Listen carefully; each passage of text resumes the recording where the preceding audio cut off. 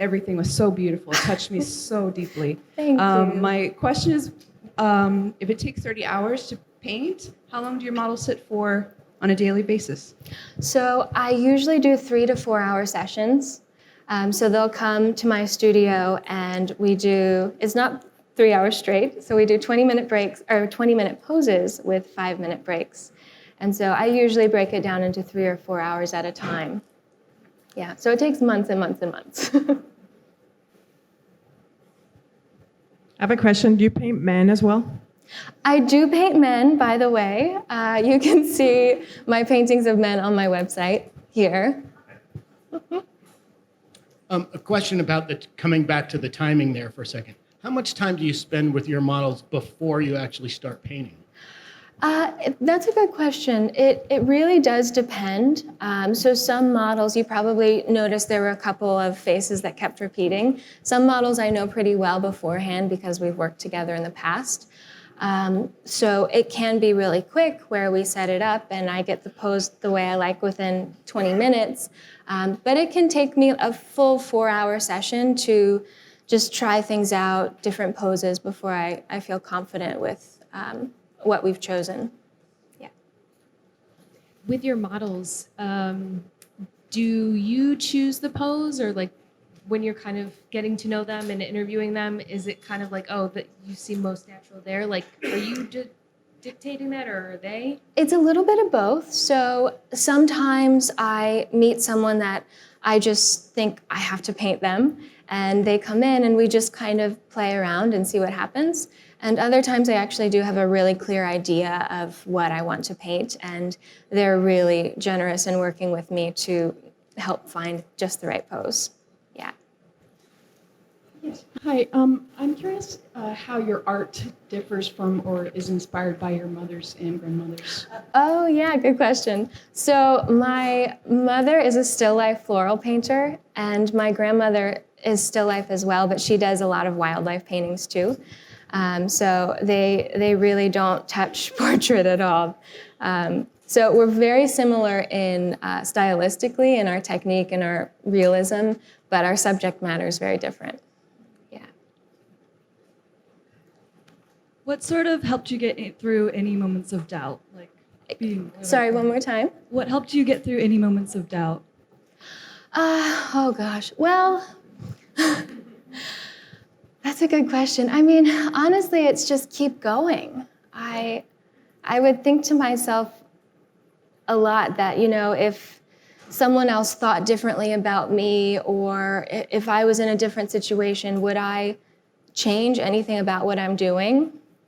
And most of the time it was no. I was doing exactly what I wanted to do, and I felt authentic in that pursuit. So I just had to keep going, even when it felt like no one really cared what I was doing. You talked about when you were teaching, when you were at 21, and not being taken seriously, and then you made that beautiful painting with the collar and standing. So did things change for you after that? Did something shift, or? No. No, not at all. Not at all. But that's okay. I got it out. Do you spend the full 3 months or however long it takes you to work on a painting? Do you do that just on that one piece, or do you work on multiple pieces at once? And do you have a preference? What was the last part? Do you have a preference of Oh, yeah. So I usually am actively working on at least 2 paintings at once, because, I mean, models can only pose for so long, and I try to work, a full day. So I'm usually working on 2 paintings with a model at once. But then there are times where I have, a giant stack of paintings that just need backgrounds finished, and I need to pull those out and work on them too. So I probably have anywhere from 5 to 10 paintings actively going, but not all of them do I have models coming. All right.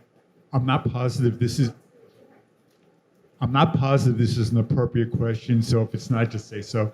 The economics of your work, I mean, you're presumably paying models, you're putting all this time, this is your life. Do you have collectors that are selling your portraits so you can make a living and pay the rent and buy your art supplies? Yeah. Yeah, thank you for that question. I do have galleries that sell my work, and I also sell quite a bit privately. So it is tough. Economically, it's not, I don't have great margins. But again, it's what I want to do. If I wanted to expand my margins, I could start taking pictures and I wouldn't have to pay a model hourly. But to me, what's important is that one-on-one time with them face to face. So I choose, at this point, especially earlier in my career, to just take the hit and hope that things will only build. Beautiful work. Thank you. How do you think your work embodies your like artist statement, or how would you position your artist statement in the way you do what you do? Oh, wow. Well, do I have an artist statement? So I think for me, that's really tough. And I think actually doing this event has really helped me to, as Tina said, it's a huge learning experience and it helps clarify my stance and my opinions on a lot of things. I think as artists, we do a lot of things very intuitively. You know, I didn't really realize that I was painting in this way until I was seeing other depictions that I felt were just completely wrong. So I think that it's tough, and honestly, I feel like I'd have to hire someone much better at writing than I am to get that across. So I guess my answer is I don't really know. Can we give another massive round of applause for Kathryn?